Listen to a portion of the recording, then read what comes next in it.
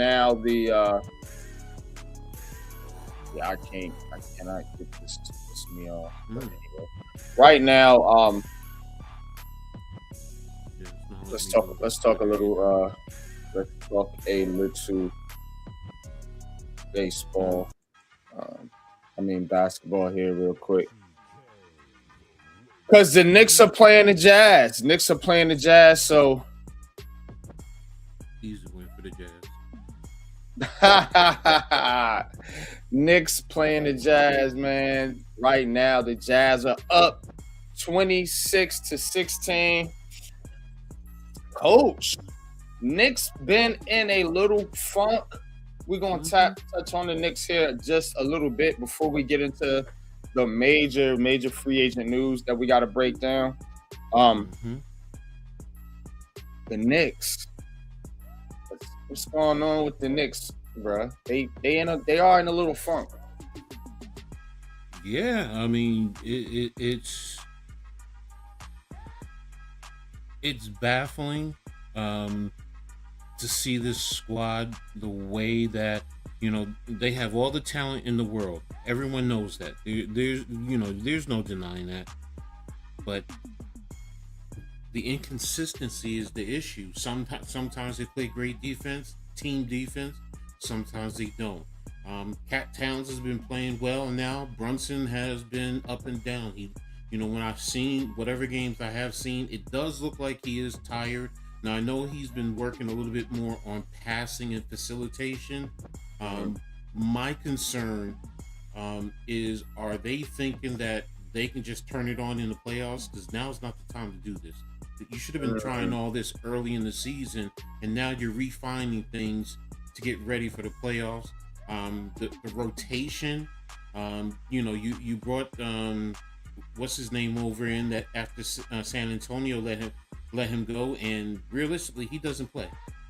Now you're putting Clarkson back into the rotation where he's been out of the rotation for a long time. So Josh Hart is up and down. Mikal Bridges, even OG, but he's a little bit more consistent. So, it's everyone. Mike Brown, I mean, you really don't know what he's doing. Yeah, so, and that's the thing right there, because we talked about it, right, Coach? We had talked about it, man. And I'm gonna share the article that you sent me. Appreciate you for doing that. Knicks are facing a familiar crisis they were supposed to have solved. And Mike Brown was supposed to come here to solve that. Mike Brown was supposed to come here and solve that issue of, what? The Knicks were trying to be a better offensive team, because, with Thibodeau, he was trying to, he was pushing on the defensive end. They just don't look like that squad. So 2 losses to LA. Now you down in Utah, of all places. You know what I'm saying? So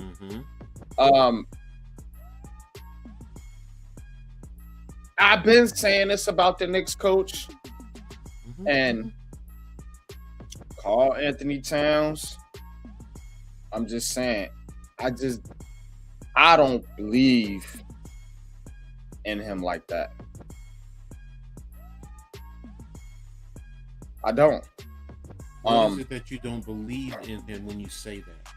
When it comes to the playoffs, I don't believe in him, bro. You don't trust him. You don't think he's. I don't trust him in the playoffs. I don't trust him to play tough, physical basketball. I just don't. And that might be, something that I gotta, you know what I'm saying, watch or pay more close attention to. But To be honest, there's a lot of Knicks fans who think just like you. So you're not saying anything that I haven't heard. I've been on a lot of Knicks spaces and I've listened in. Whether it's Brutus, Uncle Brutus. Even Knicks fan TV. They've questioned. Look, we all know the Knicks have the talent. They even have the depth. But it's like, what is going on? Because look, you got rid of Tibbs. You even said it, and many Knicks fans have said it's championship above. We don't want to hear anything else. It's you set the stand, you set the expectation that high now. It's championship and bust. You've played the Spurs. You've played toe to toe with them. You just went to Denver and beat Denver. Yeah. But then you turn around and you lose to the Lakers and the Clippers. And no disrespect to them, but they're not on that level. And the Lakers beat you with no LeBron James. Yeah. So the inconsistency, and then just like right now with Utah, of all teams, Utah is on the level of the Washington Wizards, and we just saw what Washington did last night. So and again, I think some of it there's a lot of times I can't see the games, but I look at the box scores and I look at Brunson first because he's the leader, and it just doesn't seem like in this slump he's there consistently, game after game. Cat is the one the last few games that has been the leading scorer, and he's getting double doubles. And like you're saying about being physical, he's playing physically now. Mm-hmm. But Brunson just looks, to me, I'm like, is he just tired? Look, we're in a day of load management. Maybe you do need to give him a day off. Is he starting today? Yeah, he's starting. Yeah, he's in there right now. 10 minutes, 6 points, 1 out of 4 from the field. So. Yeah, Diawara, I love the kid. The kid, he's young. I expected. Like I said, Jordan Clarkson now is back in the rotation. Now part of that is because of Miles Bridges. Alvarado. And we knew that coming in. He was going to be an up and down. He's really a net type of a player. He flies around you, does those little things that aggravate you and get on your nerves, but. OG, I get it. He initially came back from the injury, but he's himself. He'll play defense. There'll be nights when his shot is not there. It's I wish Cave was here, but of course he's going to be calling this game because he could probably, he's tapped in. He can give us more insight. Absolutely, yes. I do believe. Man Cave is live, if I'm not mistaken. So y'all go tap into the Man Cave right now, calling the Knicks Jazz game right here on the Aboriginal Sports Network. But hey, there is another basketball team who just look, man, you gotta respect them. They're young. With the Nets, you beat Detroit. Now Detroit is on a 4-game slide.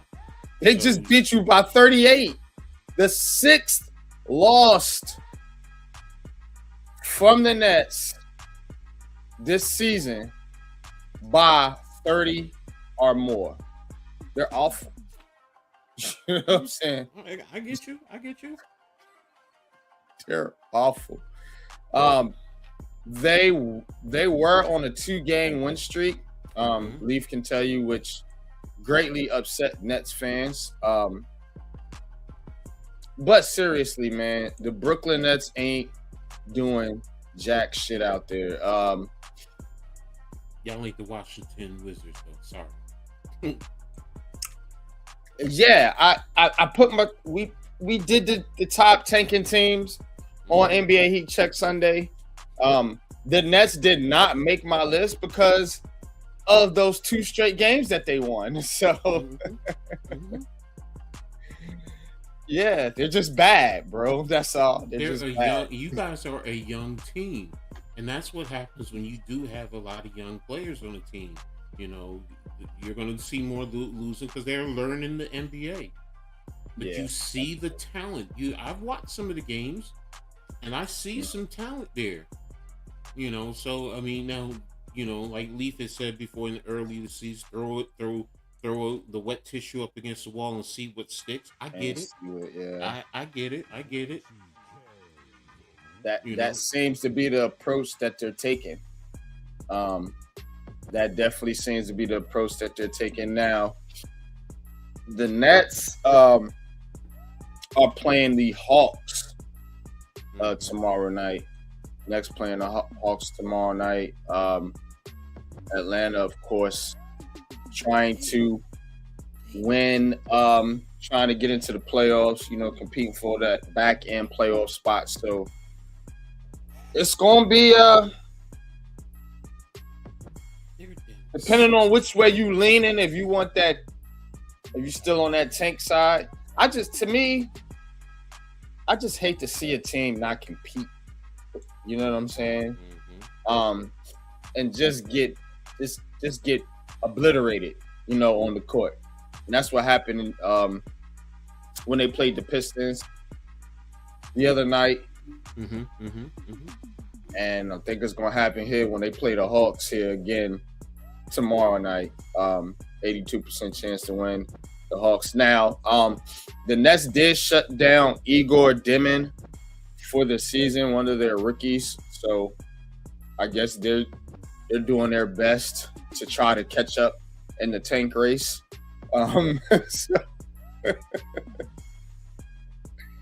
They got to do something with this shit in the NBA, man. I can't watch this type of basketball, bro. I can't, man. It's bad. It's a bad product. It's a bad product. Danbury Sports was good. Mosley was good. Yeah, coach. Bad basketball product. But yeah. Wanted to give a basketball rundown real quick. Of course, we're going to keep our eyes on the Knicks.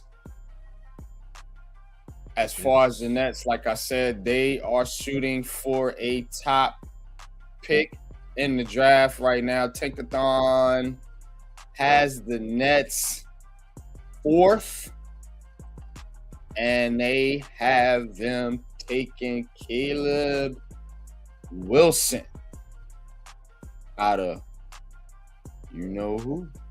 North Carolina.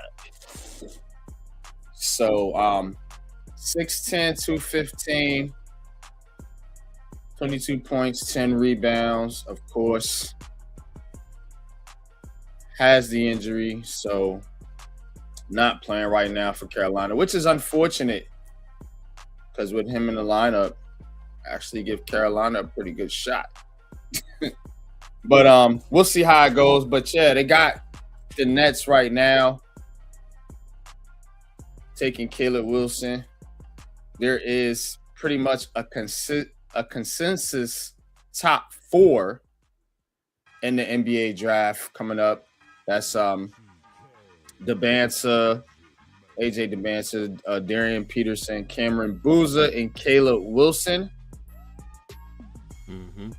Coach, Mm-hmm. and this is the discussion here with the Brooklyn Nets. Real quick before I switch gears to football, we got a lot to get in with the football. Is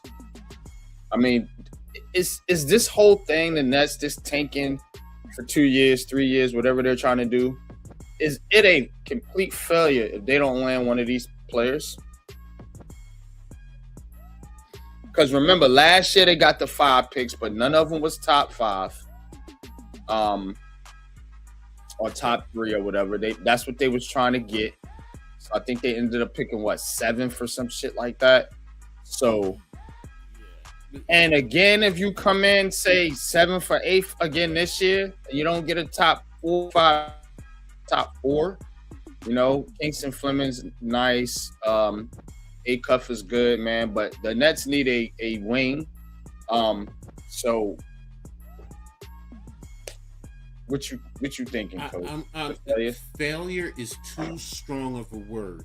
Is it a disappointment? And I say the failure is too strong because you're in a lottery, so you don't control that. So no matter what, I mean, you could end up being the last team out of the playoff and win the lottery overall. So failure is, for me, is too strong a word. As a Nets fan, can I say you should feel disappointed or could feel?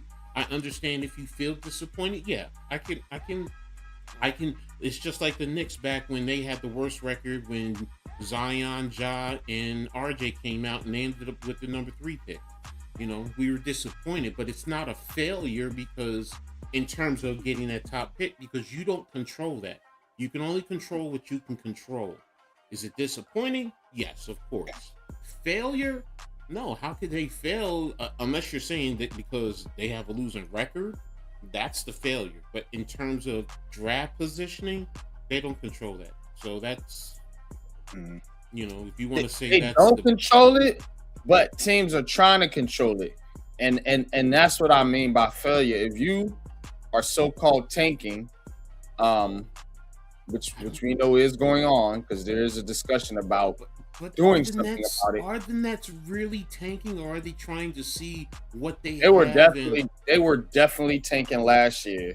Yeah, last year. Yeah, and as a result of tanking last year, you have a bad team going into this year, which essentially means you're tanking again. You know you can't go and win nothing with 5 rookies that neither one of them are like they're bad players. You know what I mean? The problem is you got teams that are worse than them. They may be a bad team, but there's teams that are worse. That's why to me, that's why I don't look at the Nets as in the same, like, you know, Utah and Washington are definitely tanking.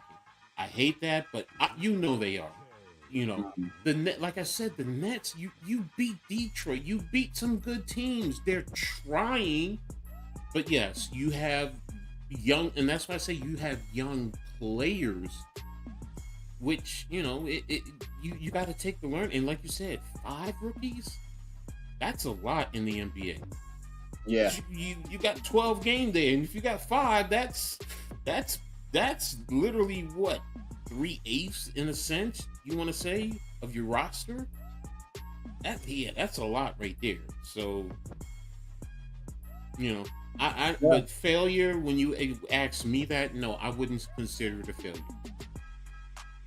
Yeah, I might lean that way, just because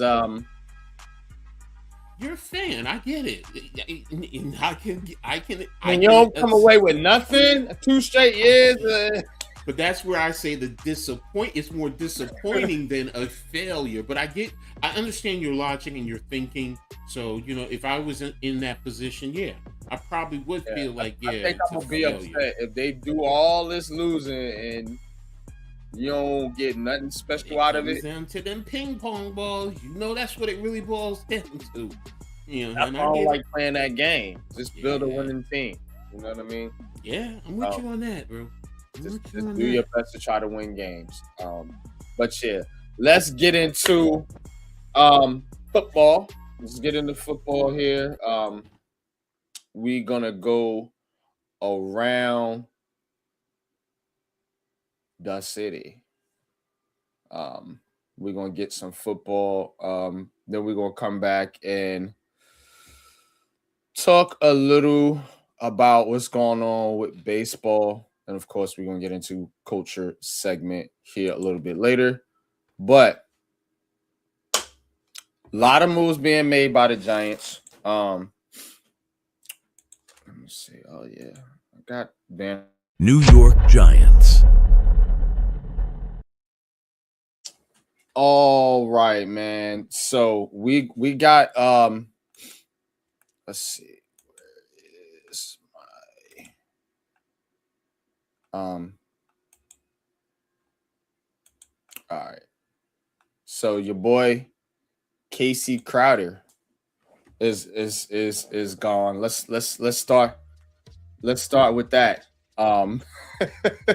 Casey Kreider, the the New York Giants long snapper, signing with the Cardinals.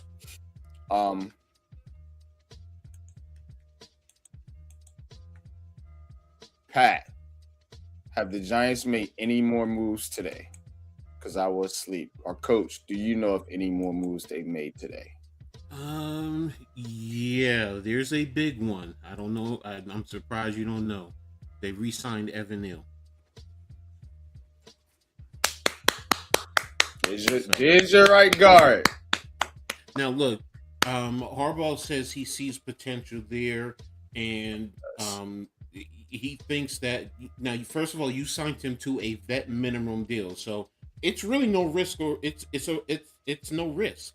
You know, if he doesn't do well, you cut him, and you're not really losing any money. So, but yeah, they signed him, and he thinks that with this coaching staff. And what have I always been saying prior to that? I said there's talent there. He wasn't getting coached up properly with the previous coaching staff, and they seem to think that he has the opportunity. So and I've always said it. I mean, the kid is athletic. He's talented. Now moving him into guard, that might be the better move. And he's a big, powerful type of guy. He's a hardball type of player. He loves them big, strong bulls on the interior. Mm-hmm. And if you can get something out of him, whether it's a right guard or left guard, if you do still sign someone else, supposedly, the rumors were they weren't trying to sign anyone else in the guard outside of Vera Tucker, who went to the Patriots. The other guards that are there, they didn't want to pay the money for those guys, so they want to keep it low. And I get it. I get what they're doing. That also leads me to, and as much as we harp on certain players in the draft, don't be surprised if it is an offensive lineman that they take at 5. Yeah, I'm already seeing it because. Oh, and they re-signed Michael McFadden. That's the other one. McFadden, yeah, we got the McFadden news. I believe yesterday. Pat, see if you can add the stream to Twitter. Try to add it to the Big Blue Crew Network Twitter. It's not letting me do it for whatever reason. It's not letting me do it either. Yeah, I don't know what's going on, man. That app right there gets on my nerves. Yeah, I've been trying it. It's over with. You can't add it to Twitter. Yeah. One other signing that you guys, I don't know if you guys noticed, but they signed Patrick Ricard, the fullback from Patrick Ricard. Last night. Mm-hmm. Yeah, Patrick Ricard definitely caught that last night. And what have we been saying, Coach? Mm-hmm. The Giants need to turn into a run first team. And it starts up front. You know what I'm saying? And part of the front is the tight end, which they got likely. Not much of a blocker, but they did bring back Manhurts and the fullback. So you get that big fullback now. Now you can run power. You can pick up short yards with him back there, and with a runner like Cam Scatbo, who is going to just run through you. And he talked about that on the Rich Eisen show. He talked about that. He said 3rd and 1, 4th and 1. And what have we, Pat, you, me, we have been crying about this in the past. No, you don't. You line up and you go toe to toe with people. And what do you guys always say? You talk about your division. Well, once we fine tune the offensive line, we're going to be able to go toe to toe. We're going to be able to punch people in the face. Mm-hmm. Just want to say one thing. Yeah, that guy right there is probably one of the best signings we did. Mm-hmm. Yeah. So with the Okay. signing of him, we're trying to run the ball. So Mm-hmm. this year it's going to be, as far as the offensive side of the ball, other than Jackson Dart, getting out the pocket and making some exciting plays. I don't think this offense is going to be super exciting. I think it's going to be smash mouth, and you're going to have to bring your big boy draws to play against us. Mm-hmm. And I think that's why he re-signed Evan Neal, because I think he's going to move him to guard, and he can be that 6th or 7th lineman coming in on those big sets. And it's only a vet minimum, man. What is it, like 1.4 million, bro? Like, that's nothing, bro. That's nothing. So I think it's worth to see if he can coach him up to see if he can get something out of him. You know what I'm saying? Because what if it was the coaching, and what if it was a development, and then he turns into a damn good swing guard? Who knows? But as far as the free agency, what's going on, Real G?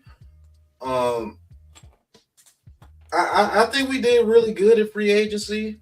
A little disappointed we couldn't get a guard, but I understand that they don't want to give $20 million to 34-year-old Bettino and Wyatt Teller coming off an injury, and he was actually benched over there with the Browns for whatever reason. Did Wyatt Taylor sign? Did any of those guards sign yet? No, Bettino or Wyatt Teller hasn't signed. That means the market's down. So, Exactly. And they're doing. And I think that's Don. She's like, well, let the market play out. If he gets his $20 million, so be it. We didn't want to pay that anyway. But now, if nobody signs on, you might be able to get him on a prove it deal. Right. $5 million. You know what I'm saying? And I think let's listen to this though. I think Harbaugh is one of those type of coaches that veterans will want to come in and play for. So a lot of these veterans, what'll happen is they'll go through and it'll get to right around training camp, and then you'll start to see them sign these little 1-year deals because they're either recovering from injury or their market's high and they're waiting for it to come down and settle, and then they're going to make the signings. So you see a lot of these late additions where you will see a big-time veteran come in and get signed for a little 1-year deal or something like that. So, and another thing you got to take into account, NYG, is maybe the Giants is one of the only teams that can actually guarantee him a starting role, and they're using that leverage against him as well. Because Wyatt Teller goes somewhere else, where's the starting guard positions for him? Because if somebody was hungry for a guard, he would have been signed already. So it's a couple of things that could be playing out there. Like, look, we're playing hardball. We only want to give you $7 million a year, not $10 million. And they're like, man, my dude deserves $10 million. Vera Tucker got $10 million, so we should get $10 million too. And they're like, okay, well, if you could go find it, go find it. But if you can't find it, you know what I'm saying? Because nobody's gonna pay $10 million for a backup guard. Not right now. So we'll see, man. But other than that, I think they did very well. Yes. I want to see them make an addition at wide receiver. I know they bought back Hodgins. I know they signed Likely, but really, I just want some insurance out there, because you do have Malik Neighbors coming off that injury, and nobody wants to see Slayton play wide receiver 1 anymore. I'm sorry, it's over. So you got to get another guy out there. You don't have anybody else now but Hodgins and Slayton. And God forbid Jalen Hyatt's still on the roster for whatever reason. But you thin at wide receiver. So what is the plan at wide receiver, Coach? Right now, I think you're just going to have to play the market, to be honest with you. Or in the draft, you probably try and get some, because there are plenty of receivers that you can get, later in the 4th round, 5th round, who, with development. Now, I'm not saying they're going to come in and be a starter, but, you develop them, and let them gain confidence, understand the NFL, and then you go from there. Now you may also sign a veteran like what's his name who played with him at Baltimore, D-Hop. You might bring him in on a Right. rookie minimum. He could be a good number two. He could battle Slayton for that number two. He's experienced. You know what he can bring you. He's not the elite receiver that he once was, but he's more than respected in the league. So, because I was watching, did he get signed anywhere? Thornton got signed. I really wanted Thornton, but he went back to KC. So, but again, you get someone, a young player in the draft. There's plenty of receivers. Maybe they trade up. Maybe they make a trade to get to see a player, a future draft pick or two, to move up to get a receiver who they really like, and they see that he's dropping to them. So, but right now, it's really hard, especially with a new coaching staff. I mean, because they haven't attacked the receiver position other than what, Hodgins. Yeah. They signed Isaiah Hodgins, who I'm not the biggest fan of. I mean, he's an okay player, but but that tells you they're really not emphasizing the receiver. So now, does it mean that they might take it at number 5 if it's on what's his tape? Okay, I get it. I'm of the thought that they're probably gonna, as much as I love Sonny Styles, I'm thinking either an offensive lineman, or if you can trade back and stay within the top 10 and get the guard from Penn State, one of those two. Because I'm sitting here because we haven't done anything with the offense or the defensive line for that matter. So, this is the type of stuff they putting out there on Twitter, and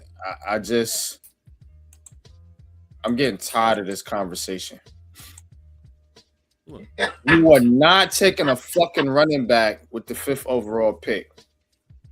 If you do, somebody need to slap the shit out of Joe Shane, Harbaugh, whoever the fuck did that, making that decision. You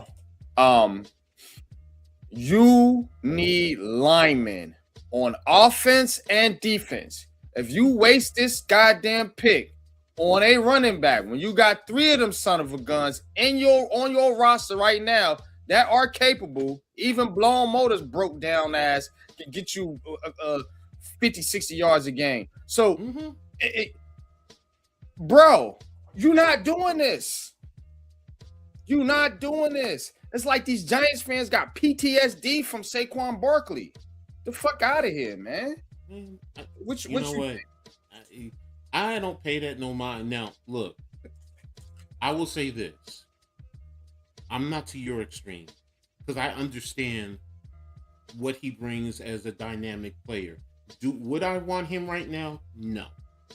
But I will understand because he also brings a level, because I've watched Notre Dame, because him and he brings a level of receiving too. Yes. I don't want him either, but no, and you can play him with Scappo or Tracy in the backfield at the same time, because you have Price, who is another good running back at Notre Dame, and they've had them both out there at the same time. So I understand it. Do I think we're drafting him? Hell no. But if we were to draft him, I'm saying, well, right there with Likely, with him, with Malik Neighbors, I'm going to tell you right now, that's a dynamic level of skilled players right there. That really is. Now, I'm with you in terms of the trenches. You know that. I love the sexy fatties. I'm always harp on that. So, you can't win without the trenches. I don't care who it is, what skill, what elite skill, Hall of Fame skill type of player you have. If you ain't got the trenches on both sides of the ball, you can't do anything. So, but yeah, I do understand. I will say I do understand the logic. I'm gonna be honest with you, Coach. I don't understand the logic. Because you don't understand what I just said to you? Yeah, I understand You don't accept the logic. But I'm not rolling in that direction. Yeah, exactly. Yeah, you, and that's the thing. You're not accepting that logic because you know. No, I get you. I get you. I get it. You know what I'm saying? Maybe a consideration if you trade down to like 10, 12 or something like that. Even still, I wouldn't like it. No, I get you. But you can't I was take. sure ready to ask you, what dropping down to the 12th pick make you would like the pick, but not at 5?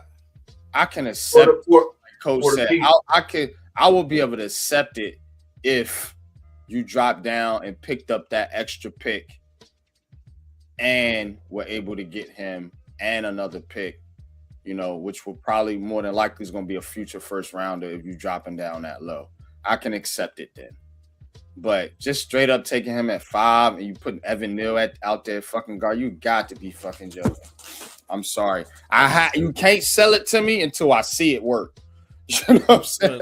No, I get you. But here, remember, you just talked about it too. Because we've just seen this movie before and it didn't work. But didn't you just say in terms of the mark? Because it's early. I get it. It's early. We still have plenty of time, and I get all of this. That's why I don't get all caught up in all that right now. You know what? It's people talking. It's, you know, media personalities. Everybody's, you know, they're trying to generate interest. I get it. You know what? But we sit and we evaluate, and just like you just said, the market is coming down for certain position players. So what's to say you don't end up getting a few more offensive linemen and letting them fight it out in camp, and you get something going from there. So it's still early. We still have time. I want to see what we're going to do with the offensive line, the receivers, the defensive line, the corner. Well, they've been doing a little bit with the defensive backfield. You know, I'm like, all right, is somebody really going to step up? But they got Greg Newsome and Darius Washington. Yeah, no, I mean you got some players, so they did try to address the defensive backfield. My point being is, when I sit and I look at all this, I'm like, all right, so you're doing all this, so right now, because I can honestly sit here and say I'm not going to be surprised if they don't take Sonny Styles if he's there, because you do have other linebackers. You can also pick up a linebacker in the second round. You have that Pat, what's that linebacker? What's his name from? I think is he from Texas? The linebacker, is it Miller? Hold on. Oh, I can't think of his name right now, but I know the linebacker from Texas. You got the linebacker from Alabama. That's good. You got it's some linebackers in this draft, bro. It's a lot of them. And that's my point. It's like, you know, you got linebackers outside of, they're not like Styles, I'll give you that, or Reese, you know, but they're, hold on, look at it, Bailey, Reese, Styles, Allen, Hill, Anthony Hill Jr. from Alabama. You know, he can go in the second round. You do have Josiah Trotter from Jeremiah Trotter's son, who's from Missouri. You have Jake Galladay.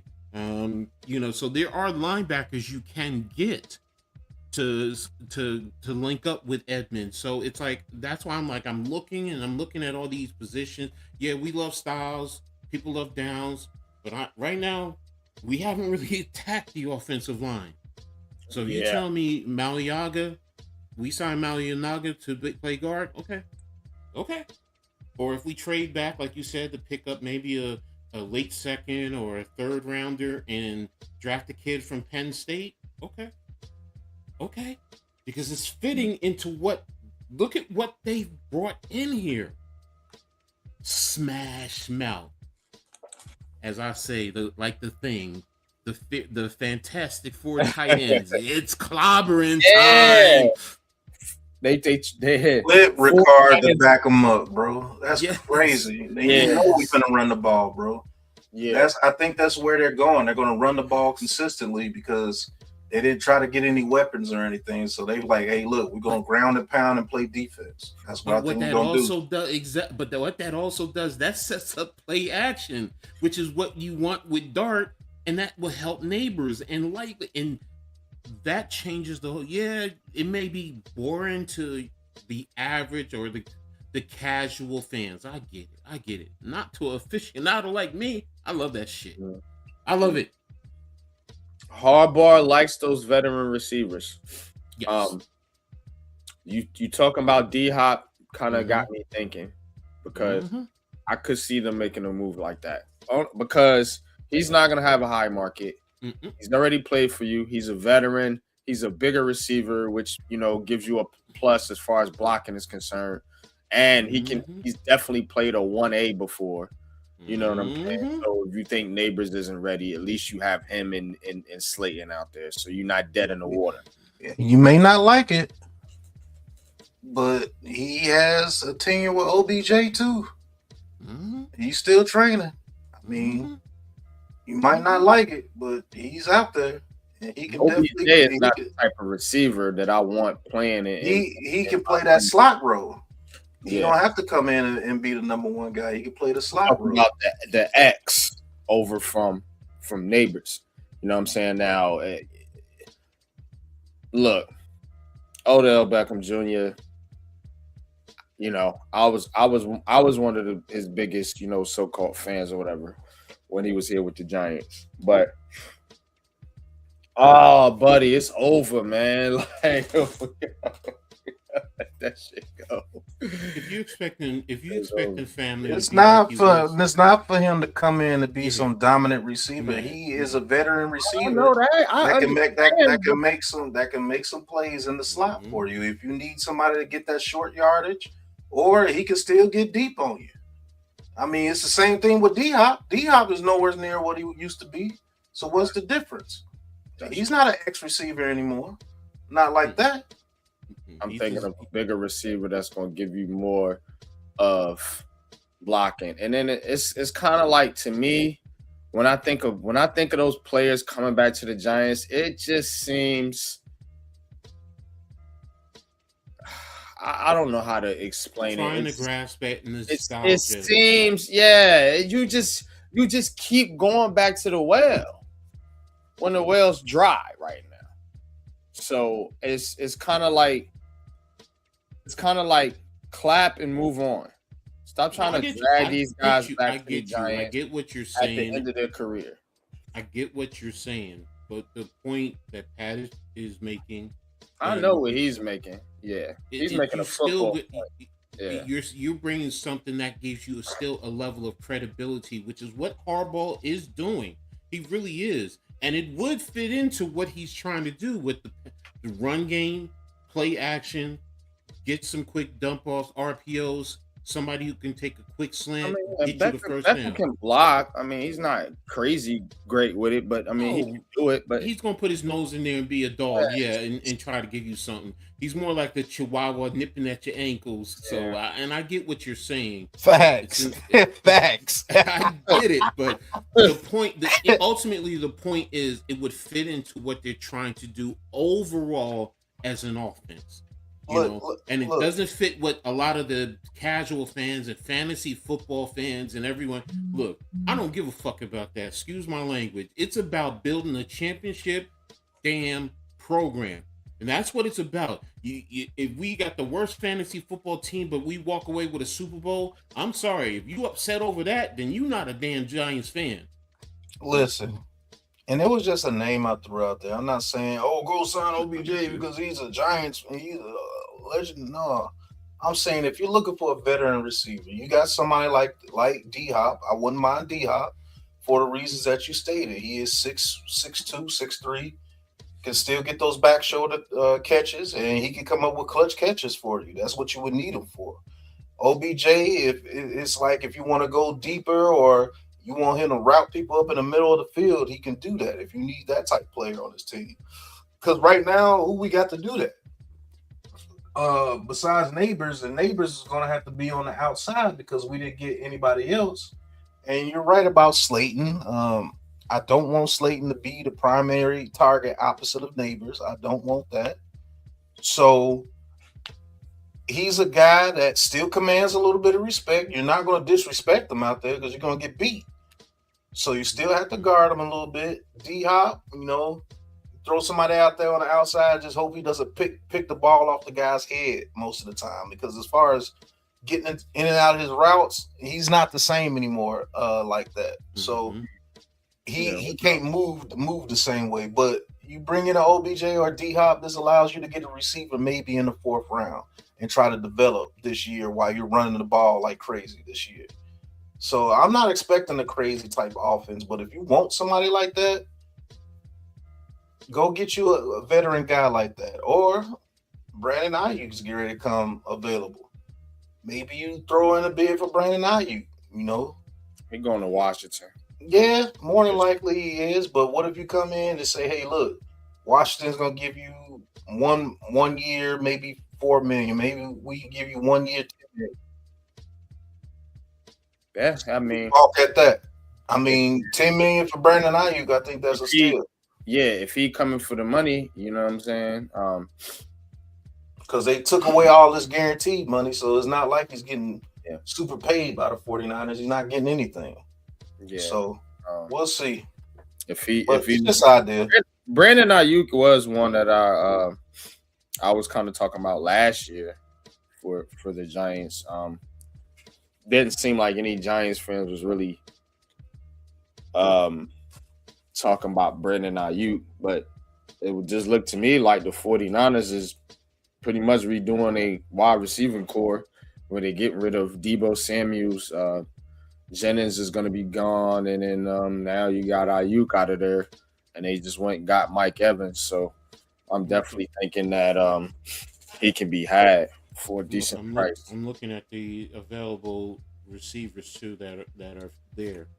And there's some good ones. There's some decent ones who could fit the role. Now, Keenan Allen. I like Keenan Allen. Yeah, you got Tariq Hill, Christian Kirk, Deebo Samuels, Darryl Mooney, Tutu Atwell, De'Ami Brown, Samuels, Marcus Brown, Juwan Jennings, Hopkins, Greg Dortch. I mean, Keenan Allen.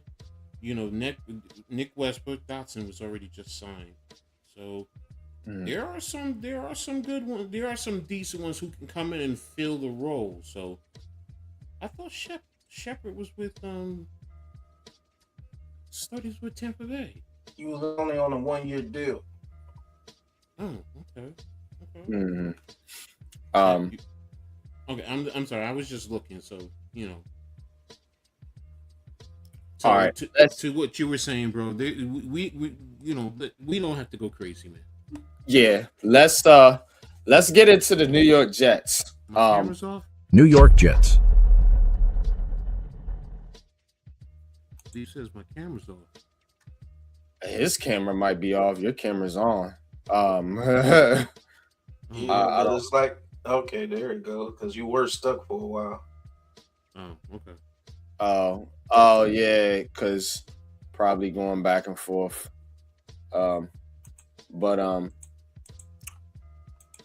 right, Jets making moves as well. We got look, check it out, man. Geno's back. Geno Smith is back. I got the Jets signers down there on the ticker. Mika Fitzpatrick, of course, they got Nashawn Wright, Joseph Osai, Demario Davis, and David Oyamada. And they got your boy Dane Belton, as well as Kingsley and Nagbury. So Geno Smith is the big one, though. Geno Smith coming back to the Jets. You see their defensive signings. We can get into a little bit of that, but the Jets trade a 2026 7th-round pick. Are they still Geno Smith and a 2026 7th-round pick to the Jets for a 6th-rounder? Do you like this move?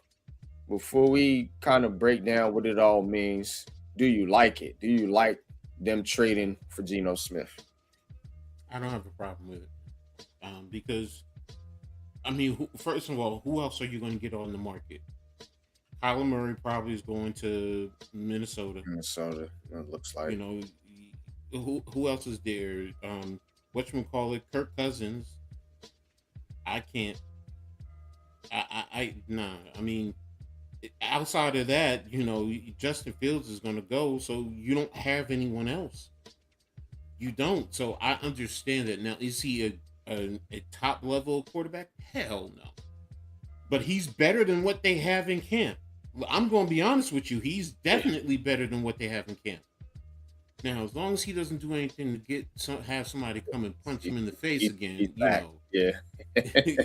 So, but no, he's matured. I mean, that was what 7-8 years ago. He has matured. I don't think it's going to get to that.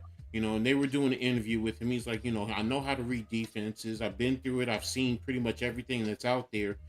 Does he have to play better? Yes, he does.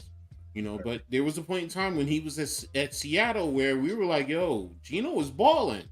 And then things change. So I don't have a problem with it. And look, we know what they're going to do. They're going to run the football and play defense. Yeah. That's what Aaron Glenn wants. Aaron Glenn's trying to save his job. People got to understand this dude need to win games. If you can get Geno in there and you got Breece Hall back, they lost Verrett Tucker, of course, but you got your 2 tackles, and two first round draft picks. So don't forget. I think they have 4 draft picks in the first 44, if I'm not mistaken. Yes, they do. So they got 2 firsts and 2 seconds. Yeah, so you're gonna add. Those are starters right there too. So, and what they've done in attacking the defense, because I do like some of these picks that they've added to their defense. It's like, now if you get them to gel, the defense might be all right. It might not be as bad as it was last year. So, yeah. Now we know, but if you're looking, in comparison to years past, they're functioning right now, today, like a professional football team.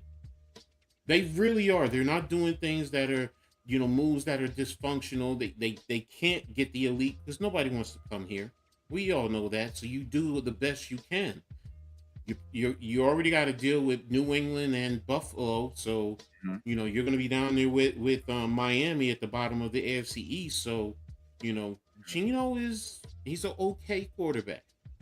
And all you really need him to do is hand the ball off to your 2 good running backs for the most part. Said Dante Moore backed out.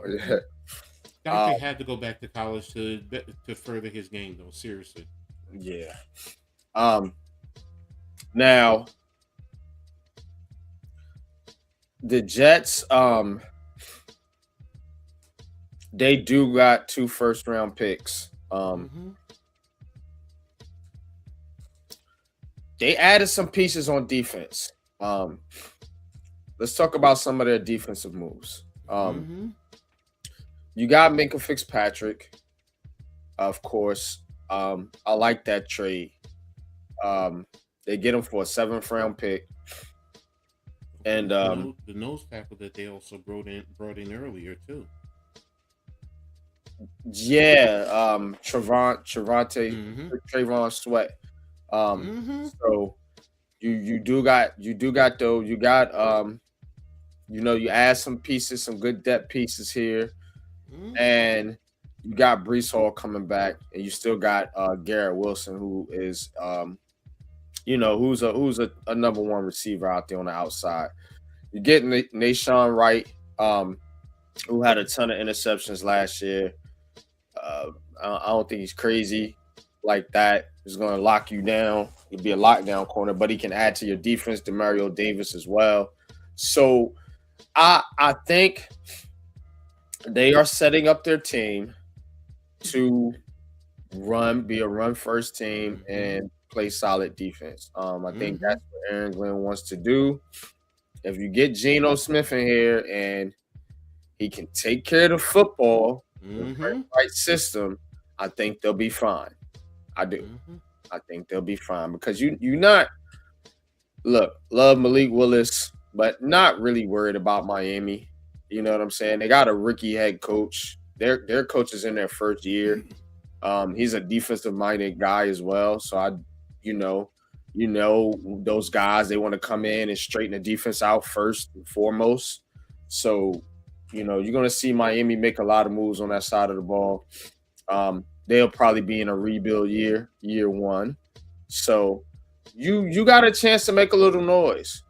You know what I'm saying? You got a chance to make a little bit of noise in the AFC East and maybe in the AFC if you can play defense and if this guy don't turn into a turnover machine, which we've seen from Geno Smith. We've also seen good Geno Smith in Seattle, who took a team to the playoffs. So which version of him you're getting, I don't know.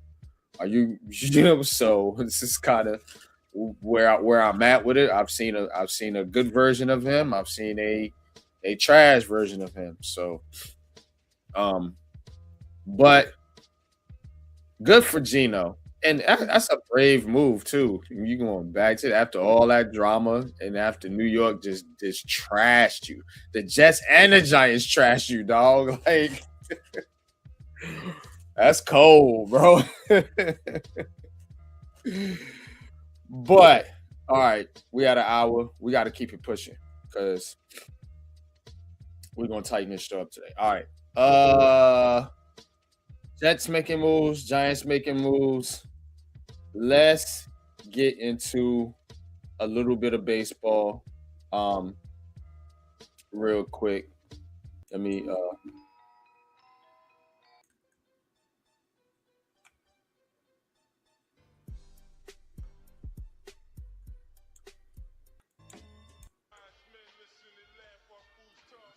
all right. So let's get into the Yankees real quick. New York Yankees. All right. You send me this one, Coach. Louis Gill. Coming back off injury. The Yankees got a couple pitchers coming back from injury. You got Gill, you got Max Fried, and of course you got the big one, Garrett Cole. Also Rodon. So like their whole pitching staff is basically coming back off of injuries. And if the Yankees get good pitching, I think they'll be fine. I do. I think they'll be fine. ESPN has breakout players, a top breakout player for all 30 teams. As we talk about the Yankees pitching real quick. So I want you to see the guy that they got for the Yankees as a breakout candidate. So Ryan Weathers, left-handed pitcher. Says Weathers is the easier pick here as a former first-round pick who hasn't found much in the big leagues, but looks fantastic this spring after being acquired from Miami. I picked him as a breakthrough last spring, and I think I'll be proved right this year. Right-handed pitcher Carlos LaGrange is another name to watch. My number 159th overall prospect averaged 98 miles per hour on his fastball last year and has one-upped himself by sitting 100 miles per hour this spring. His plus breaking stuff makes him a potential closer if he can't stick as a starter. Now, that's what I'm talking about, New York Yankees. Start getting your farm system together and bringing these guys up from the farm system and stop making all these ridiculous trades and free agent signings. Bring these guys up through the system so you don't got to pay Garrett Cole and Max Fried and Rodon and all these other guys when you got guys in your system. You know what I'm saying? Build it from the ground up. I'm that type of dude, man, with all these teams, man. We talk the same thing about all of them. Your farm system, your young players is the path to success. It gives you an advantage when you got a good farm system. It gives you an advantage in trades, and it gives you an advantage on the field when you can bring back guys up from the minors when you get hurt, which they're always hurt. right, coach? They're always hurt. So having those guys, maybe like a Weathers, and they mentioned Carlos LaGrange, having guys to bring up from the minors to the majors, you gotta have it. You gotta have it. And really, it's the pitching. We could talk about Ben Rice, Jason Dominguez, but there's another guy they got down there, a couple hitters, couple prospects, but yeah, they just sent one back down too recently. Ben Rice, and then it's I think it's Spencer Jones or somebody like that. That's what it is, Jones. So those guys will be in the rotation, but I want to see it from the pitching staff because these pitchers, when their pitchers get hurt, it's like it's a struggle. So to see Gill come back, to see Rodon, to see Freed, and then if you got a couple young dogs in there, if any of these guys go down, you can bring them up, slide them in, get some start, and hopefully you can get to the point to where you got a guy that can be a long-term answer for you. So the Yankees right now are in spring training, but they got to figure out some of the young talent on their roster, and they got to get some of these guys back healthy. But what's your thoughts, Coach? No, I'm with you. I mean, keep rebuilding your farm system like you once had it. Because those are your prize chips. No matter whether you develop them or use them, in certain moves. But if you develop them and you use them right, they can help you. I mean, we did it. We saw our core four. That was from our farm system. So yes, you want to have the young players mixed in with some vets, and then you see what you have from there. So, absolutely. All right, Mets, Leaf, love y'all, but I gotta run a tight ship tonight, so I'm at an hour 7. If I get time at the end of the show, I'll let y'all pop in. But we got a goal here. We gotta keep it tight tonight. I got a little bit later of a start. That's on me. I will do better.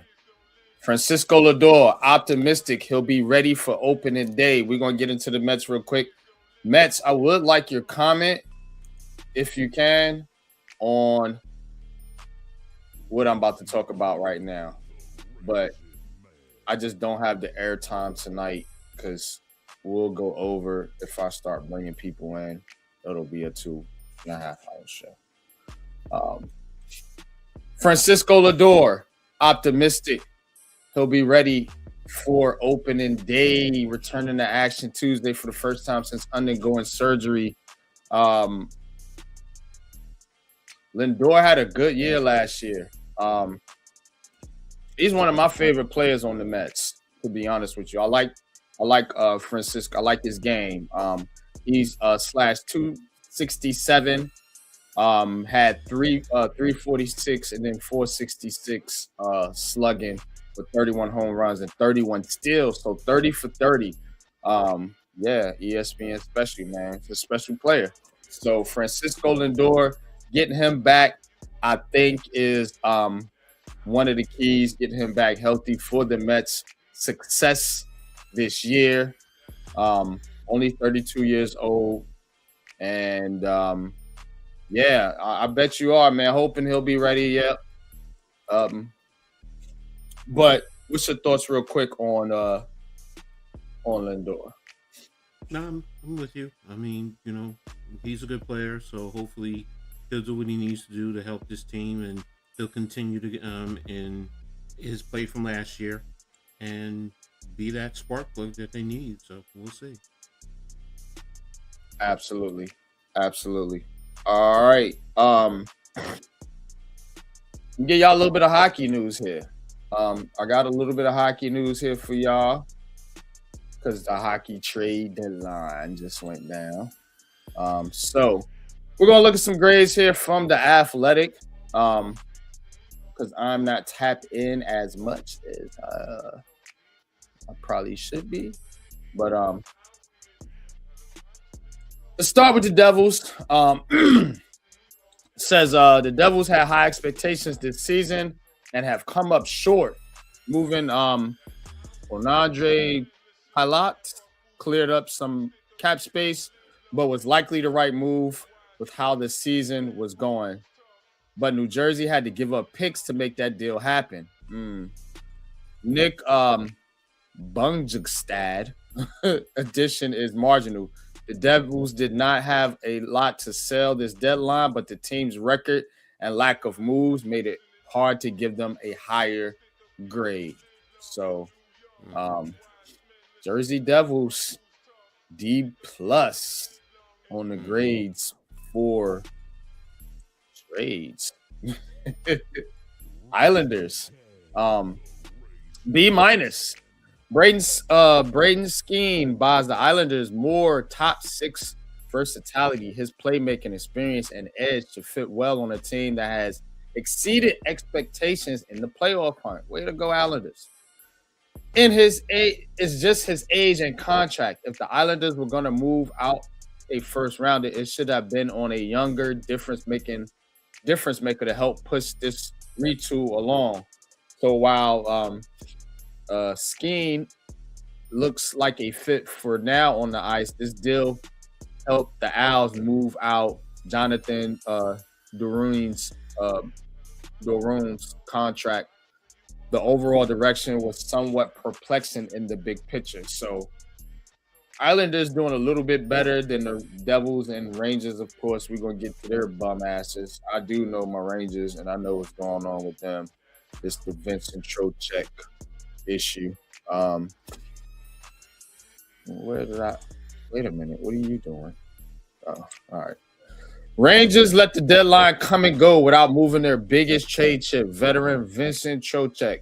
It's a big risk to put this into the summer when Trocheck would turn 33. That's not that bad. But he does have a 3 years remaining on the contract. That's the issue. The contract that carries a $5.625 million cap hit.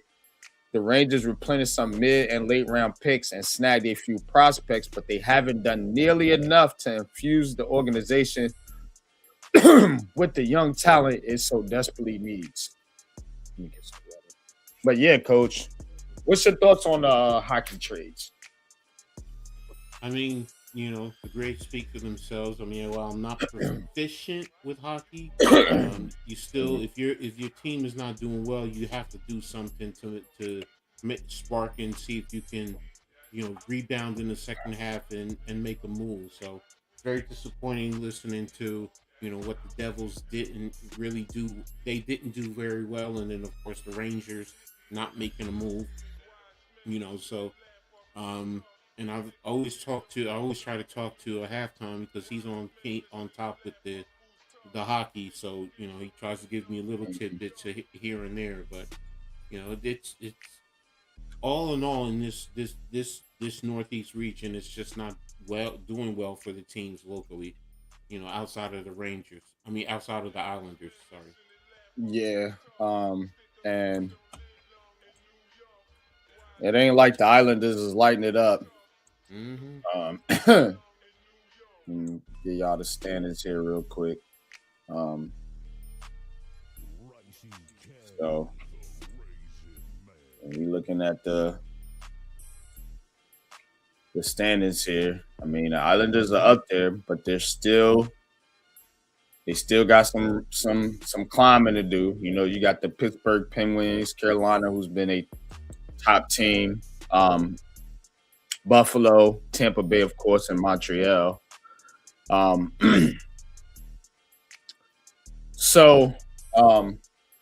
Yeah. But that's it for the hockey. We are now going to move into our culture segment. So, you got me, Pat. Let's do this, man. let's get into this culture, and we're gonna get in the coach's corner, and we're gonna start to wrap this thing up.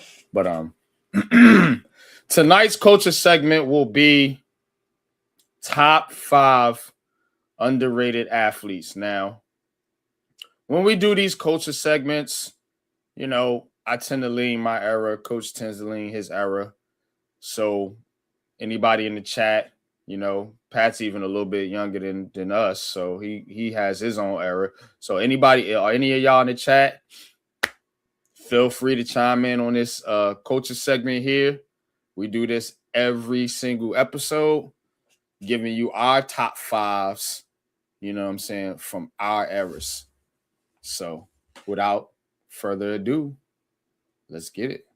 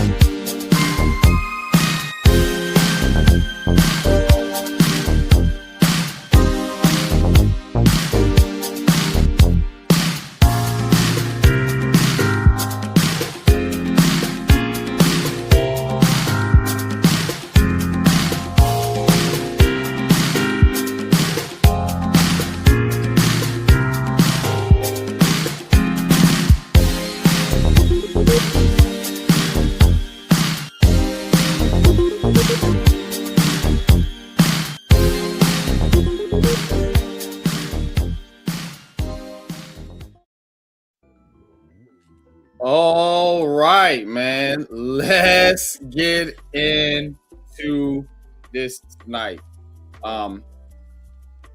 Now,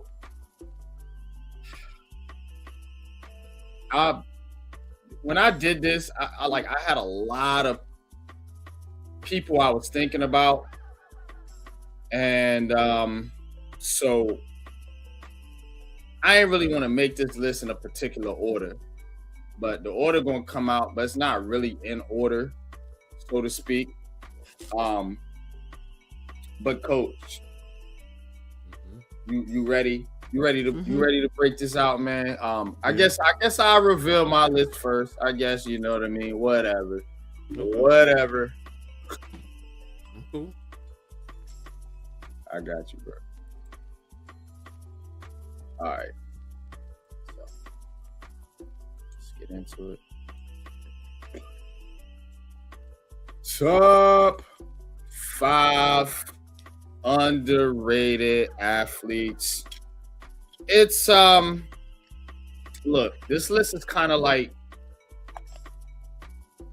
guys that I just think didn't get a ton of recognition, but had roles on their teams. Some champions, some not. I did try to spread the love around a little bit, but I did get 2 from the same team somehow. Fatal flaw, but whatever. Let's get it. All right, number 5. Number 5. John Starks from the Knicks. This is the picture that should get you right there. Those battles with the Bulls were epic. Going up against Michael Jordan, going up against Scottie Pippen, Horace Grant. John Starks was not a big dude, only like 6'3", which is small compared to 6'6" Jordan and cats he was going against like Reggie Miller. So always like the heart that Starks brung to the Knicks. Sucks what happened to him going 2 for 16 or 18 or whatever it was in the finals. But definitely going to give some love to a Knick, of course, Could have went Charlie Ward. Could have went Derek Harper. Could have went anybody from the Hubert Davis. Anybody from those 90s teams. But, you know, of course, Ewan was the star. Everybody know about Oakley and Mason. But Starks was that dude. Let's go to number 4. Number 4.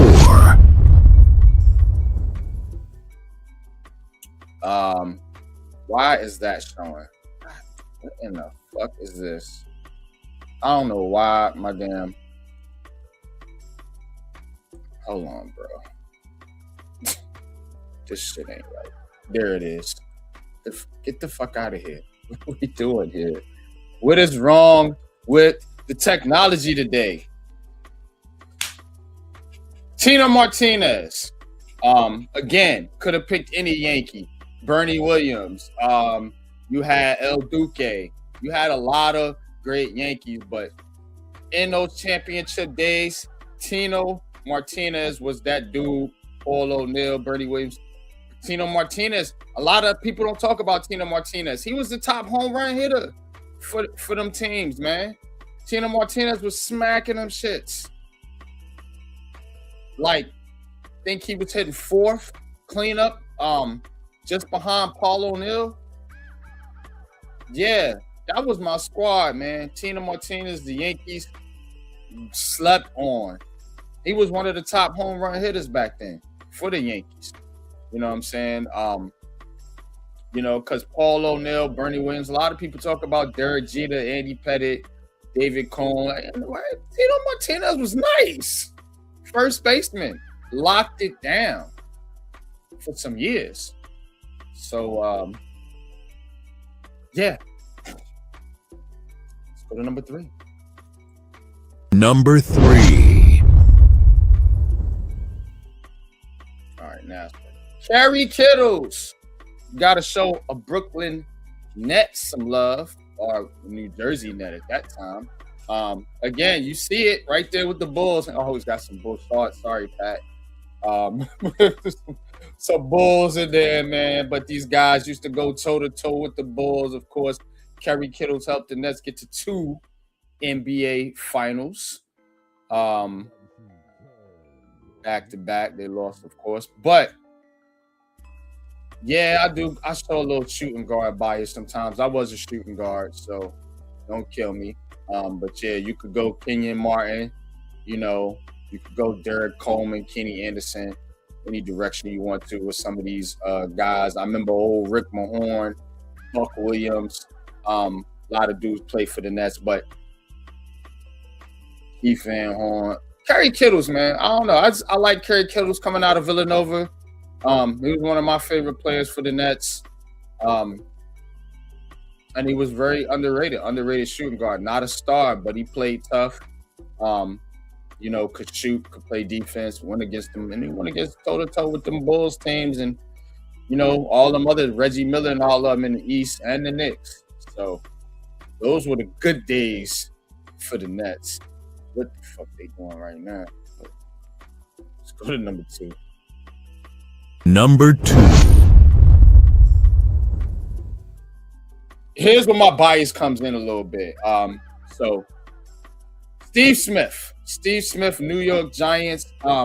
You see there, a lot of people forget the role he played in that Super Bowl. Everybody remembers the David Tyree catch, man. But Steve Smith was balling. He was balling that whole year. Rookie season. The next year, I believe he set the Giants catch record. Then got hurt. Then went to the Eagles, and it was a wrap. But when he was healthy and he was cooking, this was one of my favorite players. Very well underrated because everybody hears Steve Smith, you know who you thinking about automatically. But this dude wasn't no slouch either, man. You know, probably gets overshadowed by the other Steve Smith. Steve Smith was cooking, helped the Giants to a Super Bowl, and I always thank him for that. But let's get to number 1. Like I said, this ain't really number 1. It ain't in no particular order. I put it together, though. It's my list. So it is what it is. Let's do it, man. Number 1. Rodney Hampton. Everybody talk about Tiki Barber, Saquon Barkley. I did this for y'all. You know I like to show you motherfucking Giants fans. Rodney Hampton was my guy, man. Rodney Hampton was running his ass off for the Giants, man, back in the 90s, bro. 90s, my era. I told you, my era. I don't come from the Tiki Barber era. You know what I'm saying? He was like after. He came in 2000s and shit, but 99 or something. I don't know. Anyway, Rodney Hampton was my guy. Rodney Hampton, I used to love playing with him on Madden. You know what I'm saying? And I liked watching him run back in those days, man. Those old, who the fuck was the coach? I think Dan Reeves. But yeah, Rodney Hampton, of course, you could go with any direction with the Giants. I probably should have put a Jet up there. Maybe somebody like Wayne Corbett, a Curtis Martin type. I like Curtis Martin. That was gonna be my Jet, Curtis Martin, but he's like a Hall of Famer. So, yeah. Top 5 underrated players of NYG's era. What y'all think? Y'all gonna kill me? No, I mean I respect it. I understand where you're going. Hey, look, man. Again, I'm just saying it's a lot of players to choose from, and I did want to put, like, I probably should have did the top 10 because there's so many New York teams, but I did want to put, I wanted to get other players in. Bro, your I got list is very good. Giants. I was like, damn, I did end up with 2 Giants, but whatever. Sorry, Look, Jets. It's your list, so stop it. It doesn't have to be. Don't apologize for it. I got great respect for everyone that you put on your list, man. It's not wrong. It's not wrong. It's nothing but great respect, man. So, good job, man. Seriously. No doubt, man. But you got it, man. I know you got something cooking. Yeah, all right. Can't wait to see this. Here's the thing with my list, okay? 4 of the people on my list I've met. And so there's going to be a little tie-in there for me. And I can guarantee you, most of them, everybody in here is not going to know, especially my number 1. But I'm going to start with number 5. Number 5. Former Knicks guard, Rory Sparrow. Rory Sparrow played basketball in Paterson, New Jersey also. Now, yes, he was born in Virginia, but he moved to New Jersey when he was a toddler, I think around, when he was 3. He primarily lived in the Alexander Hamilton projects. Went on to college in Villanova and was one of the key players when he got to the Knicks. He's one of the reasons he was a key player that I loved his game, as a New York Knick.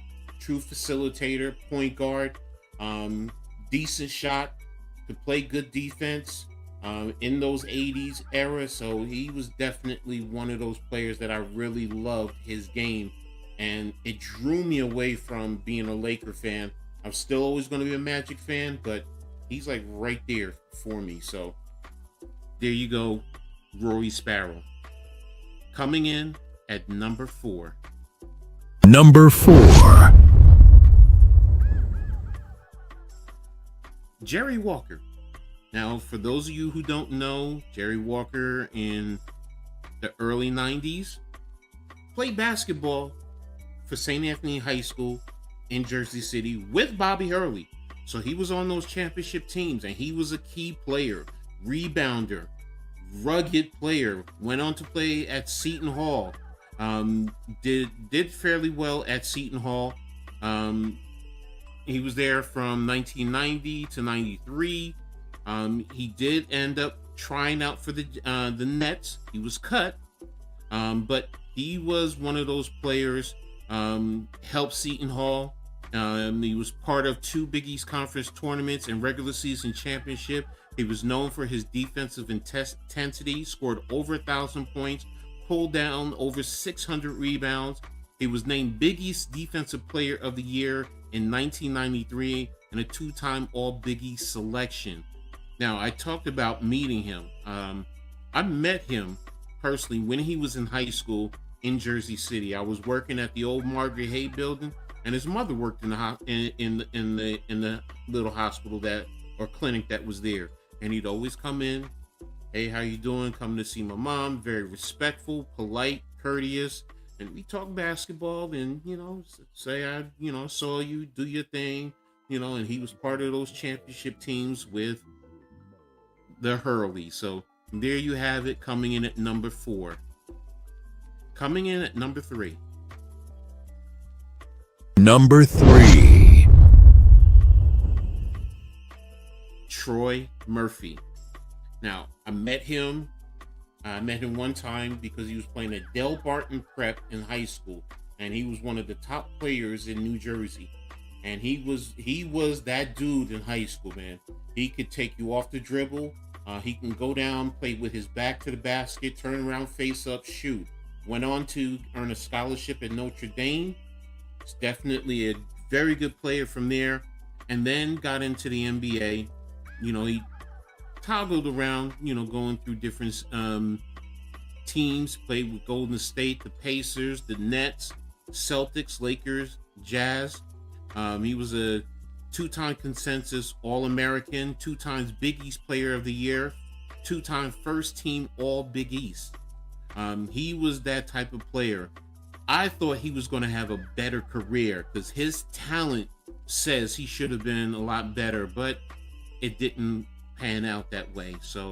But that's my number 3, Troy Murphy. Now, coming in at number 2. Number 2.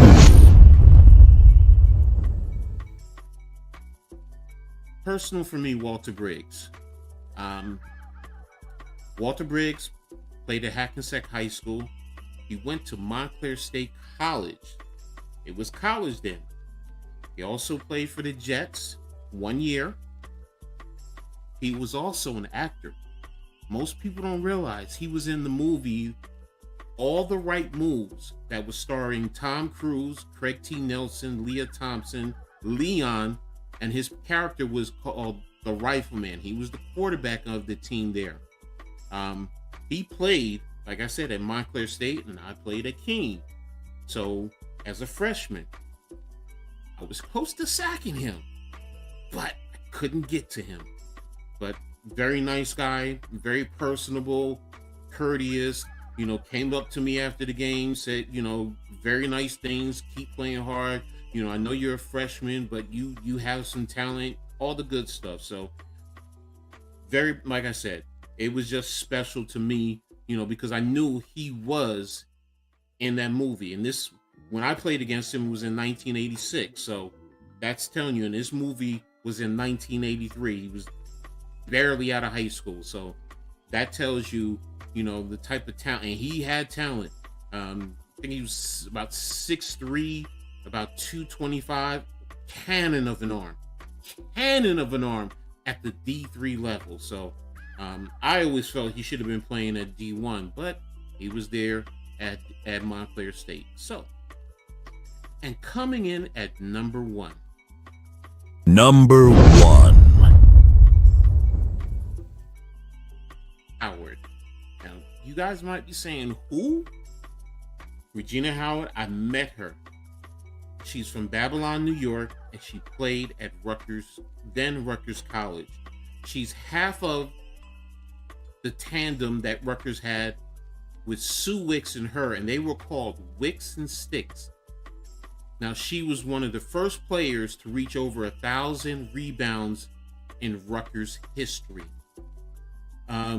She scored over 1,000 points. She scored, 1,800 points as well. She hauled in over 1,000. She ended up at 1,036 rebounds, 1,807 points. She was the all-time steals leader with 200, She remains one of the all-time steals leader with 216, averaging 2.8 per game in 1986 and 1987. She led Rutgers in field goal percentage in each of her 4 years. She was also named to the Wade Trophy candidate and voted Player of the Year by the New Jersey Coaches Sports Writers Association. She set a school record with 15 free throws made in 24 attempts against Temple in 87, which was also her senior year, and she captured the Most Valuable Award in the NCAA East region and shared Lady Night MVP with Sue Wicks as the Knights advanced to the NCAA East region's finals. And I met her because I was, hanging around Rutgers, and I used to go watch the women, and she was there after the games, signing autographs, talking to fans, and used to, hey, how you doing? Met her one time downtown New Brunswick on George Street, being goofy and with my friends, and she was with girls basketball teams, and I'm yelling out, hey, how you doing? And she's talking to me, hey Ed, how you doing? That type of thing. So, and this, like I said, this was back in 86, 87. So there you have it. That's my list. And they're all personal for the most part in some way, shape, or form.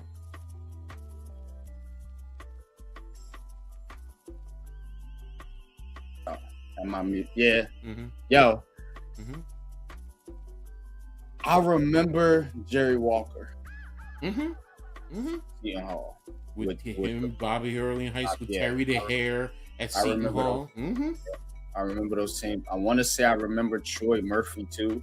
Mm-hmm. Walter Briggs looks familiar. I feel like I seen him in that movie that you're talking about. Yeah, if you bring up the movie, I don't know who Roy Sparrow is, or when you said Regina Howard, I was thinking about somebody else. Yeah, no. Not the same person. Yeah, she's about 6'3". I mean, good basketball player. I'm telling you, she actually played center while Sue Wicks played the power forward. So, and sometimes they switch, but good rebounder, aggressive. I think if they had the WNBA back then, she would have been playing in the WNBA. That's how good she was. So, yeah, that's my list. All right, Pat. Any omissions from me or Coach that you would like to add, sir? Well, if you want to add some Jets players, I don't know if y'all remember Adrian Morrell, the running back for the Jets. Mm-hmm. Victor Green, the safety. Mm-hmm. Safety, box safety. Yep. Yep. Wayne Corbett. I know you know about him. Mm-hmm. There's a couple of Jets people out there that people forget. Giants players, man. What was that little receiver's name, man? That little guy, he played like 80. The little white dude. Phil McConkey. Yep, McConkey. Oh, McConkey, yeah. Yep, Phil McConkey was good. Stephen Baker, Phil McConkey. Don't forget Dave Meggett back in that Yep, era. Dave Meggett. I was going to say Dave Meggett. It was between him and Rodney Hampton for me. Those are my two favorite running backs. Dave Meggett, Rodney Hampton, bro, back in the day. And, I'll go back to, Joe Morris, like I said. Well, people know Joe Morris, though. Joe Morris was nice, bro. But him and Tiki Barber and all of them, yeah. Zeke Mowat as the tight end during that first era. Yeah, I mean, you taking me back. I mean, I'll even give you the other lineman, Billy R. Yeah. Brad Oates at the center. I mean, Roman Oven. Kareem McKenzie. A lot of people talk about Kareem McKenzie. And Maluminor being the next Kareem McKenzie, man, for the Giants. I mean, McKenzie, Eric Howard on the offensive line. I forgot about Eric Moore and William Roberts. Howard Cross. Pepper Johnson. Pepper Johnson. Jesse Armstead. That was my dude. Them linebackers, my dude. Johnson and Armstead, boy.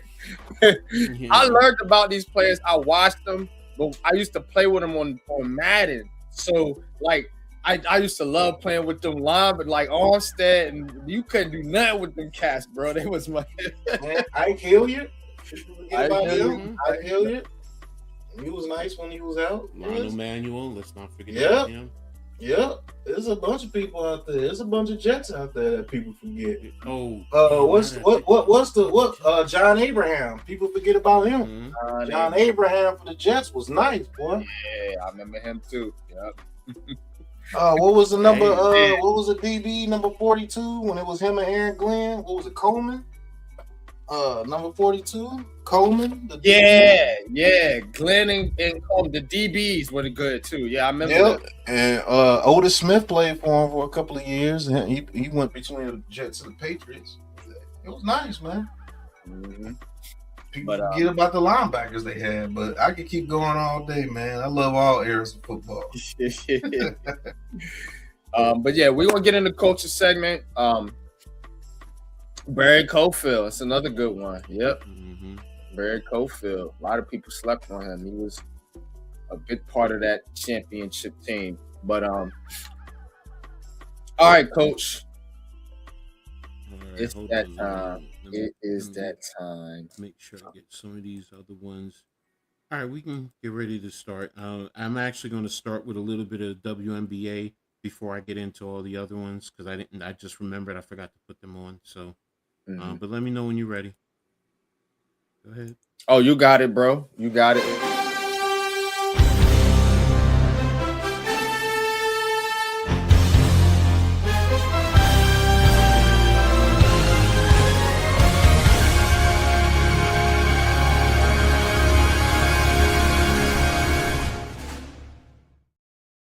All right, I wanted to touch a little bit on the WNBA, and because Cave and I talked about it yesterday on WNBA She Got Game. Right now, they're actually in contract negotiations. Yesterday was the deadline that they were hoping to have a contract set in stone. They did go overnight up until this morning, roughly about 12 hours. Still nothing guaranteed, nothing solidified, but from both the players union and management, they said there is progress. So Chenny on one of the NBA shows, she was talking about, because her sister NECA is one of the executive board members, she's hoping that they have something done within the next couple of days. So we'll see. And I speak about that because they have a lot to get done. What most people don't know is after they get their contract done, it has to be ratified by the players overall. Then after that, 80% of the league are free agents. So, and that includes our liberties like Stewie, Sabrina, Tasha Cloud. All these players are free agents. The Liberty have 2 players under contract. So that's why this contract has to get done. It has to get ratified. Then you have to sign players. Then you're dealing with 2 new teams. So there's an expansion draft. And then you have the regular WNBA draft by April 13th. Today is March the 11th. So they literally have a month to get everything done. And then training camp starts on April 19th. So we'll be getting Liberty talk done if they can get this all done. So I just wanted to touch on that real quick in reference to the WNBA. And shout out to Stewie. She won in the unrivaled 3-on-3 basketball tournament, and she was the MVP. I even have a little topic that I said, is Stewie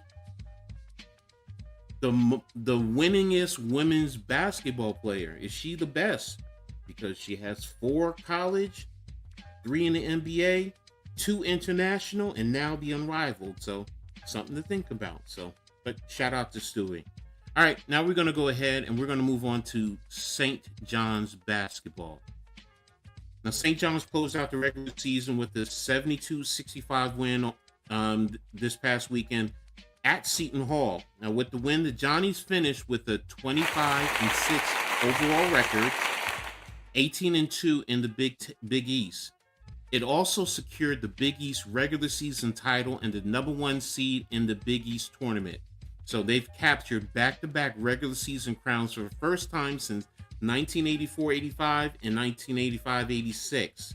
Now they're waiting the winner of the Butler-Providence game Thursday at noon at the Garden. So we'll be keeping an eye out for them.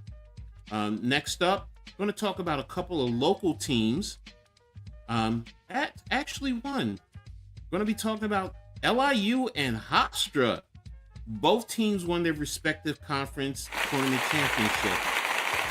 LIU for the Northeast Conference Championship and Hofstra for the Colonial Athletic Conference.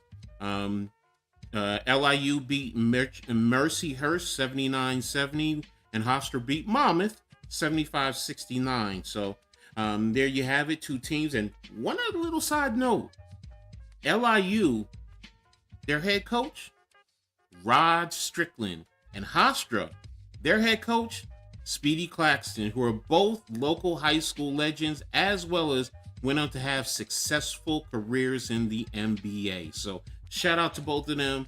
Hopefully they'll make a little noise in the NCAA tournaments. Going to move on to the Tri-State local legends, and I'm going to talk about Epiphany Prince. She was born January 11th, 1988 in Brooklyn, New York. She had an outstanding high school career, scoring 113 points for Murray Bertram, breaking the girls' prep record that was led by Hall of Famer Cheryl Miller. She helped lead Bertram to four city championships, 2 state championships, and 1 national championship. She earned a scholarship to Rutgers University, where over a 3-year period, she averaged 15.1 points per game, 2.8 assists, 43.2% field goal shooting, and 34.2 from the 3-point. She was drafted in the first round by the Chicago Sky. She also played for the Liberty. She was traded to New York for former Rutgers great Cappy Pondexter. She played a total of 9 years in the WNBA with 4 teams, Chicago, New York, Las Vegas, and Seattle. She also played internationally, mainly in Russia. She currently serves as the Director of Player and Community Relations for the Liberty. And her accolades, she earned a McDonald's and a WBC All-American honors, 2 times third team All-American AP in college, Big East All-Freshman Team 2007, 2 times first team All-Big East in 2008 and 2009, Big East Most Improved Player 2008, Commissioner's Cup Championship in 2011, 2-time WNBA Second Team 2015, 2-time WNBA All-Star in 2011 and 2013, and WNBA Champion in 2020. So there you have it for pick. Going to move over to Rutgers. All right, so in some football news, they announced today the annual Scarlet and White Spring Game, which is the culmination of the spring practices. They're not going to be playing it this year. This is the first time they haven't done that. So there's a lot of rumblings within the fan base, but there's a lot of new changes going on. So I kind of understand why they're doing it. Also this weekend, they had a big junior day for recruits where several recruits earned offers. They also had several 5-star and 4-star recruits who came in. So Rutgers is starting to transition to bring those type of players in, and hopefully they can secure them some. They also had their pro day today, where 14 players showed their skills to 36 pro scouts from the NFL and the CFL. So hopefully they'll get some recognition and get some looks. And I had some of their stats. Let me see if I can. Where did I put it? I had that up. I lost it. I lost it. Don't know where I put it, but gonna move on there. So good luck to those players. In the men's basketball, they're actually playing in the second round of the Big East tournament. They earned the first round bye because in the Big Ten. I said Big East. In the Big Ten, if you're in the bottom 4, you play in the first round, and then everyone else gets a bye. Rutgers made that first round bye. They're actually playing Minnesota tonight. And just to get a quick update, they actually came away with the win, beating Minnesota 72-67. So congratulations to them. They'll move on to the next round. I don't know who they're playing. I have to check into that. So we'll see what happens. In Rutgers women, they announced the hiring. Last week, they fired their former head coach, Coquise Washington. Well, today, Monday they hired Gary Reedus. He becomes the 4th coach in program's history and the first male. Now, he comes to Rutgers from LSU. So he was part of that program there at LSU that went on to win a national championship. He's a high-level recruiter. Even Angel Reese wished him luck because he helped bring her there to LSU. So I'm going to be talking more about that. I'm bringing back doing it for the R's. So there's going to be stuff that I'm going to be talking there in reference to that. So I'll be posting more and doing it for the R's. Stay tuned for that. Seton Hall news to close out. The Pirates finished the regular season at 20-11, 10-10 overall in the Big East. They face Creighton University tomorrow in the Big East tournament. And finally, head coach Shaheen Holloway, he was named Big East Coach of the Year, becoming the 4th coach in school history to win the award. Kevin Willard won it in 2016 as a coach. He shared the head coach of the year award. Lewis Orr in 2003, and PJ Carlissimo won it twice in 1988 and 1989. So there you have it for Coach's Corner. And back to you, my brother NYG.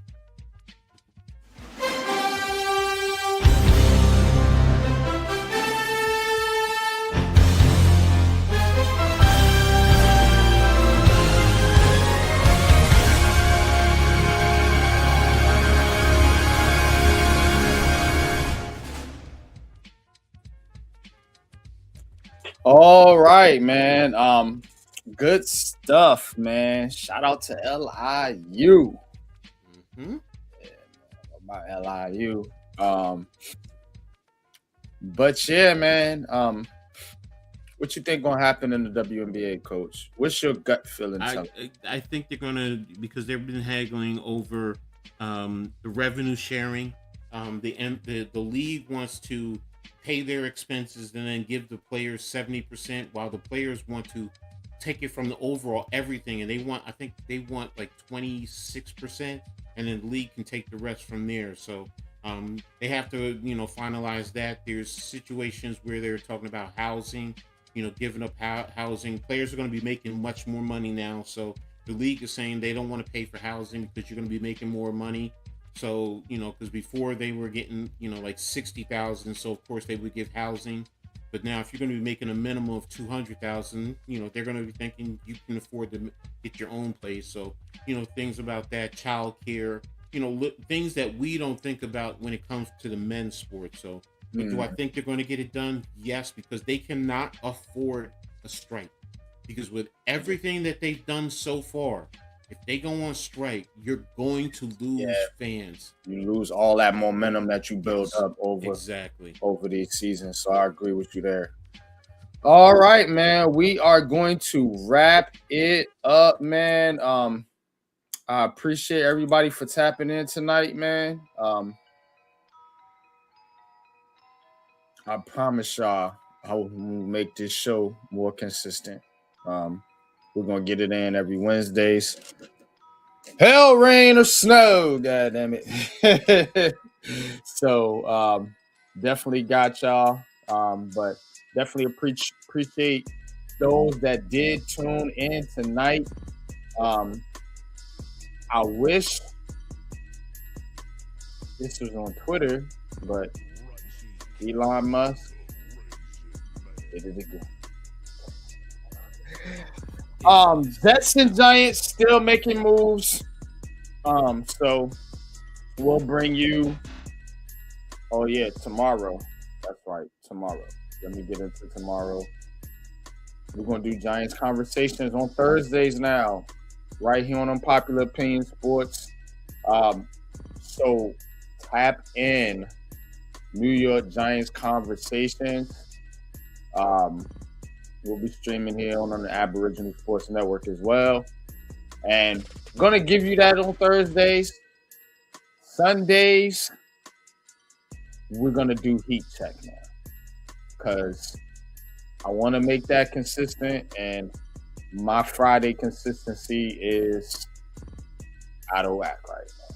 So instead of trying to force it on Fridays, we're going to do it on Sundays.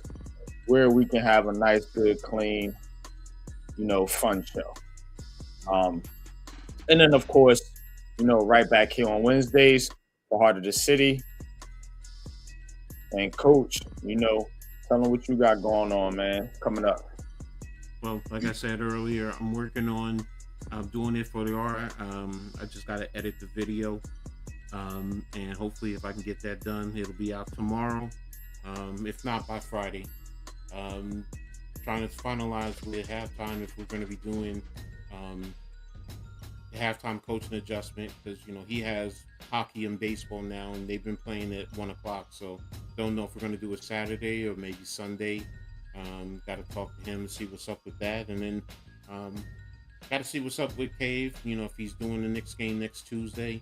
If not, we're going to do another WNBA She Got game. And Leaf, you tapped in, you said, oh, what's going on? Well, brother, I'm going to be hitting you up now, because I let you with all your transition. I was being respectful, but you opened the door yesterday, brother. So I'm going to try and get you on the show, because you definitely bring something to the table. So got a lot of stuff there. So, but yeah. And I'll get Leaf. I'll get you guys, you and Mets on the next show.